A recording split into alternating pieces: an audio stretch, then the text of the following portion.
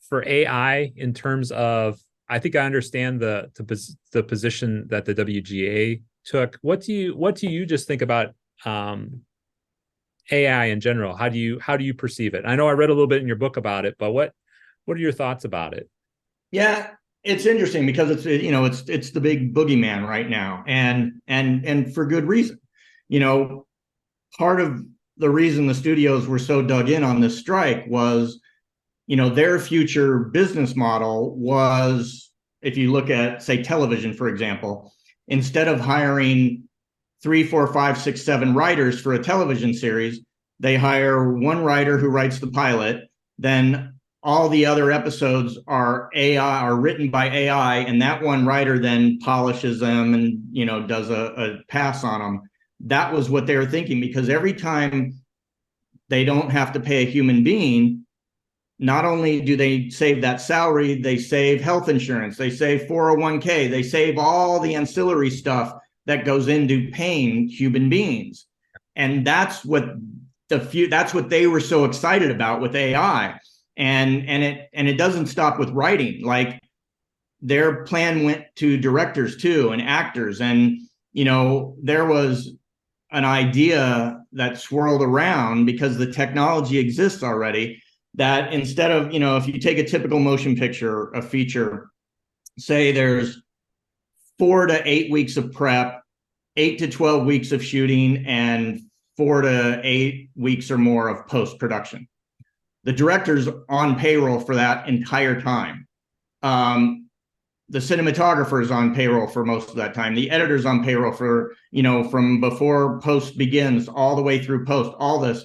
And what their plan was with AI is everything in the film that doesn't have a talking human being in it will be directed by AI and post-production produced by AI. And so instead of having a director on the payroll for 36 weeks, suddenly that goes down to 20 weeks, because their idea was they bring the director in only to direct the scenes that have human beings speaking to each other in them, and everything else is AI.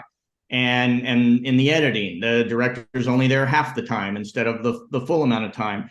And that's the future that they were planning and hoping. And again, it's because the studios now are dominated by tech companies, Apple, Amazon, even Netflix to a certain example. Disney has become a tech company, and they don't understand that is not a sustainable business model.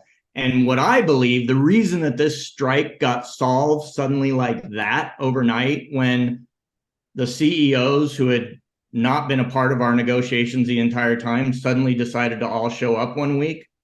Well, if you look, that's the exact same week that some of the biggest authors on the planet all came together to file suit against OpenAI.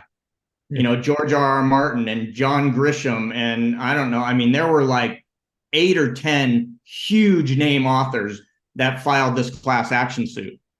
And that terrified the studios, because suddenly their business model became, well, if we do this thing we want to do where we don't pay human beings anymore, we could be sued on every single project we develop because of this AI learning thing. And I just think it's really coincidental that was the week the CEOs showed up to negotiations, and literally in less than 72 hours, the strike was over. And not only was it over, but we got more than we ever planned or hoped to get. Like, wow. They were just, okay, where do we sign? Let's end this. And I think that's why, because it really, to me, the strike wasn't about residuals, and it wasn't about mini rooms and all that. It was about, do human beings matter anymore? Because I feel like this strike was the ball starting to roll downhill. And if you don't stop it, then where does it end? Truck drivers replaced by driverless trucks. You already see in the food service industry, human beings be replaced at every single restaurant.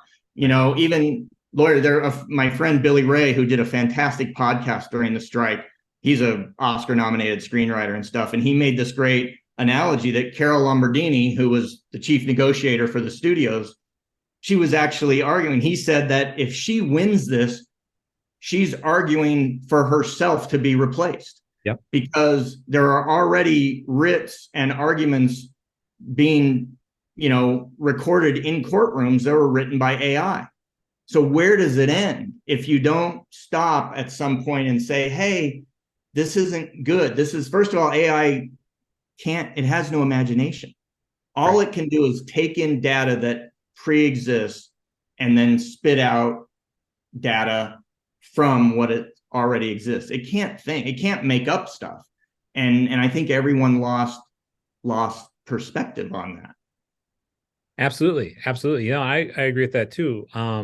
Yeah, like I said, having, I've worked with Chat GPT before too. It's got, like you said, no imagination. You have to be very precise about what you want to get out of it. Otherwise, it's just going to be, it's trying to please you. And that's not always a good thing either. I mean, I like it when I get pushback by different things, hey, this isn't going to work. Okay, why isn't it going to work? So that makes me think about stuff differently. But if you have something that continuously just says, yeah, this is great, this is great, this is great. No, it's not. That's not helpful in the creative process, I think. And see, there's no originality to it because it can only operate off of what already exists. And that's the problem. See, the studios are okay with that because in their minds, again, not being creatives, homogenized filmmaking works. Look at all our success for these movies, these sequels and everything. We churn out the same thing over and over and people keep going to the, theater or subscribing. But it's kind of not the same thing. They kind of got confused that, we can just use, these bots to make stuff, but they can't make up stuff. There's I don't know if you're familiar. I have a friend named Craig Mazin who does a podcast called Script Notes with a guy named John August. And they're both very successful screenwriters. And they had an episode where they had Chat GPT write a screenplay. And they punched in all the stuff and they read it on the podcast. And it's hilarious.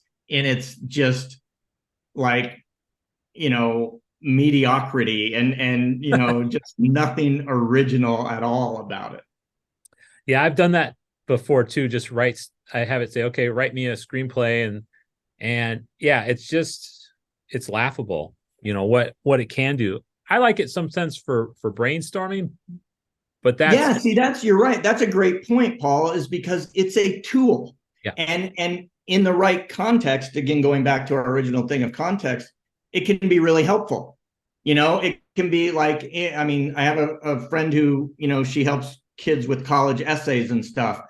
And it's like she's trying to explain to them, she's banging her head against the keyboard that ChatGPT can help you, but not have ChatGPT write your essay for you. It's use it as a research tool, use it in the right context, and it can be really helpful, like you said, but people just want easy.